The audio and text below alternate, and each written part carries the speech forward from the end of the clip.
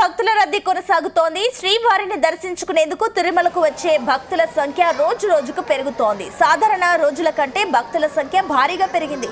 వారం రోజులుగా అసాధారణంగా భక్తులు శ్రీవారిని దర్శించుకునేందుకు కొండకు